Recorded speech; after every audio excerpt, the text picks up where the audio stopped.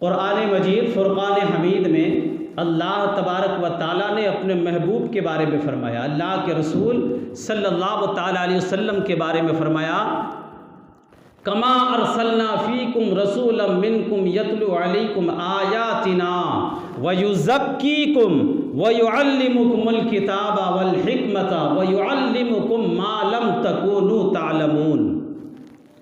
और हमने तुम्हारे दरमियान तुम ही में से एक रसूल भेजा जो तुम पर हमारी आयतों को तिलावत फरमाता है और तुम्हें पाक करता है। क्या फरमाया अल्लाह ने? वो जो रसूल हमने भेजा है वो हमारी आयतें तुम पर तिलावत करता है और तुम्हें पाक करता है, तुम्हें किताब व हिकमत का इल्म सिखाता है और तुम्हें वो तालीम देता है जिसका तुम्हें इल्म नहीं।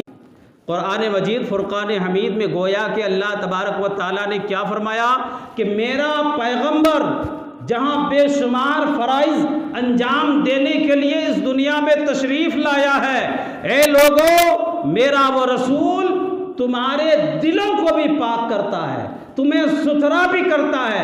अल्लाह ने रसूल को वो सलाहियत और वो अख्तियार भी अता फरमाया है कि अपने गुलामों के दिलों को भी वो पाक करता रहता है। तो कुरान से ये बात वाज़ेह हो गई कि अल्लाह के जो मकबूल बंदे हैं, अंबिया हैं, औलिया हैं, अल्लाह के मुकर्रब जो बंदे हुआ करते हैं, वो अल्लाह की अता से अल्लाह की मखलूक के दिलों को पाक किया करते हैं। हज़रत अबू हुरैरा रज़ी अल्लाह तआला अन्हु सहाबी रसूल हैं, आप ईमान ला चुके हैं। निगाह करम जब किसी अल्लाह वाले की पड़ती है तो दिल कैसे पाक होता है, इस हदीस पाक से आप अंदाज़ा लगाइए। हज़रत अबू हुरैरा ईमान ला चुके हैं और माँ ने अभी तक इस्लाम कबूल नहीं किया, और हज़रत अबू हुरैरा क्योंकि अच्छी तरह जानते थे मैं जिस रास्ते पर आ गया हूँ, जिस दीन को मैंने कबूल कर लिया है, ये दीन जन्नत का रास्ता दिखाता है, ये जन्नत तक पहुँचाने का रास्ता है, और मेरी माँ जिस रास्ते पर है वो जहन्नम का रास्ता है। और एक सच्चा बेटा, एक वफादार बेटा कभी ये नहीं चाहेगा कि मैं जन्नत में जाऊँ, मेरी माँ जहन्नम में जले, वो हरगिज़ ये गवारा नहीं करेगा।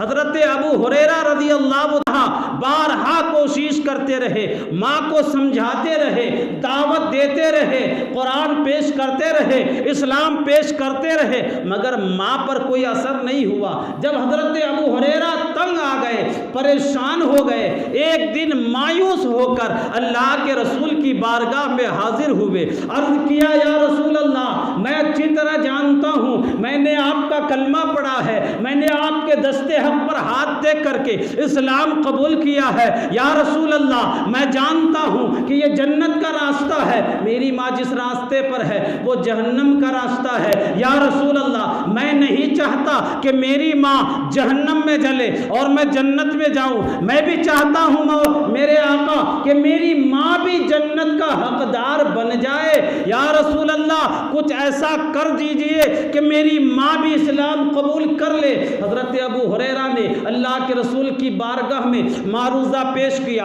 गुजारिश की। अल्लाह के रसूल ने फरमाया, जाओ अबू हुरैरा, जाओ अपने माँ के पास जाओ। उधर हज़रत अबू हुरैरा अपने घर के लिए रवाना हुए। अल्लाह के रसूल ने निगाह करम फरमाया, रब की बारगाह में दुआ की, मौला अबू हुरैरा की माँ को ईमान की दौलत अता फरमा दे।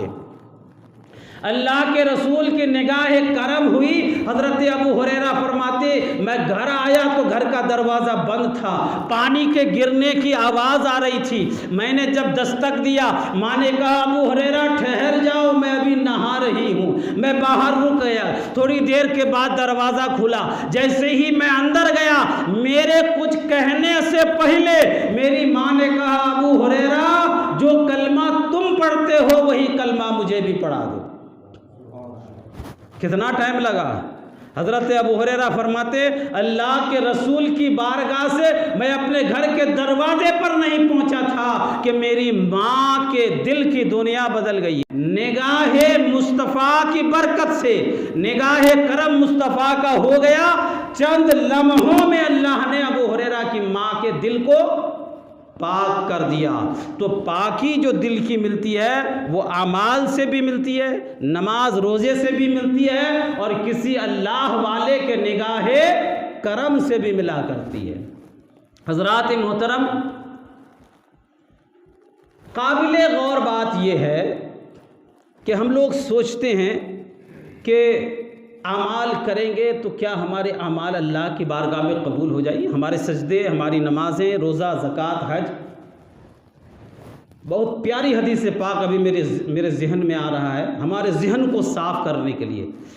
तकरीबन मुस्लिम शरीफ की हदीस पाक है। अल्लाह के रसूल सल्लल्लाहु ताला अलैहि वसल्लम का फरमान है कि बंदा अपने रब से जैसा गुमान रखता है, अल्लाह ताला उसके हक़ में वही फ़ैसला फरमाता है, उसके हक़ में वही करता है जो उससे उम्मीद रखता है। अपने रब से जो गुमान जिस तरह रखता है, तो हमें जब हम नमाज़ पढ़ते हैं तो हमें अपने रब से क्या उम्मीद रखनी चाहिए कि अल्लाह हमारी नमाज़ों को ज़रूर कबूल फरमाएगा, हमारे सजदों को अल्लाह ज़रूर कबूल फरमाएगा। हम लोग क्या करते हैं, 2-4 दिन कोई ज़रूरत पेश आती है ना तभी तो हम मस्जिद आते हैं, नहीं तो कहाँ आते हैं। कोई परेशानी आती है तब मस्जिद आते हैं, तो फिर हम क्या करते हैं मालूम, 2-4 दिन नमाज़ पढ़ने के बाद देखते हैं यार मेरा काम तो हुआ नहीं, मुश्किल तो हल हुआ नहीं, शायद मेरी नमाज़ें कबूल नहीं हुई है इसलिए नहीं हुआ। हम हिम्मत हार के छोड़ देते हैं, ना उम्मीद हो जाते हैं ना।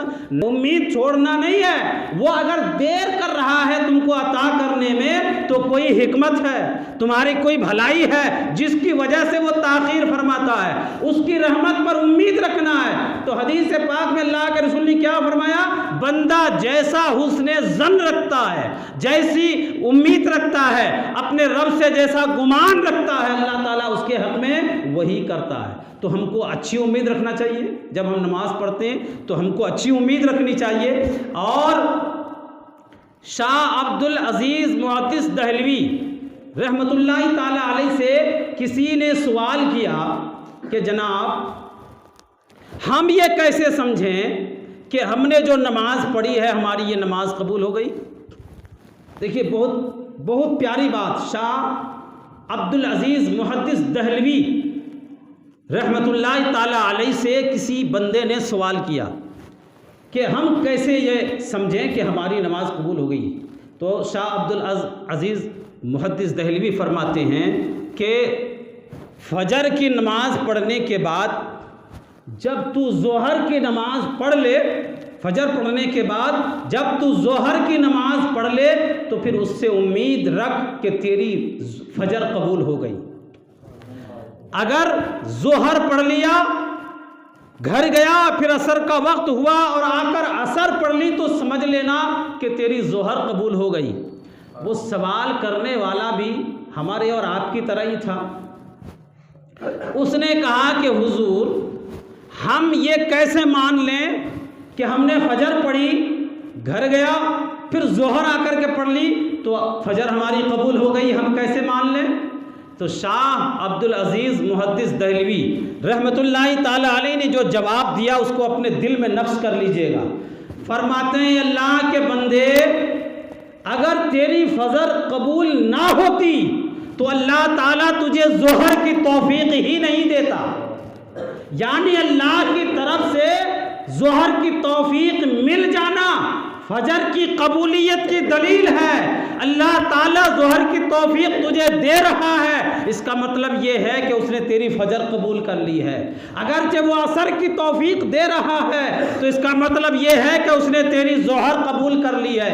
एक नमाज पढ़ने के बाद दूसरी नमाज के पढ़ने की तौफीक मिल जाना गोया कि इस बात की दलील है कि अल्लाह ताला ने तेरी अगली नमाज को कबूल कर ली है।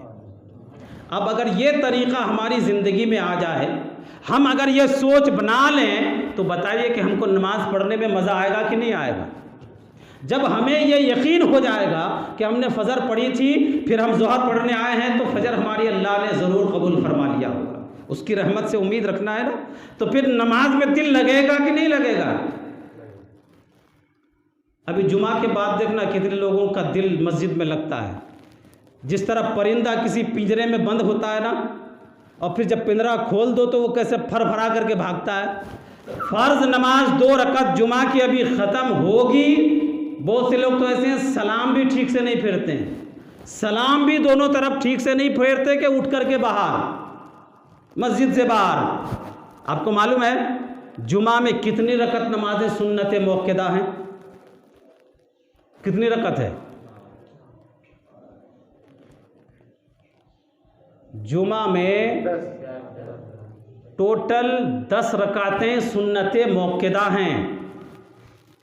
अभी मैं थोड़ा लेट कर दूंगा तो बहुत से लोग 4 रकात सुन्नत पढ़ने के लिए खड़े हो जाएंगे।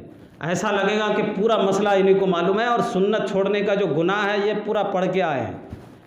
पहले की 4 रकात की अगर आपको कद्र है, वो सुन्नत मौक़िदा है, तो फ़र्ज़ के बाद जो 6 है वो भी तो सुन्नत मौक़िदा है, उसकी भी तो उतनी ही अहमियत है ना जो पहली वाली 4 की है। कि सिर्फ पहली वाली ज़रूरी है, बाद वाली ज़रूरत नहीं है।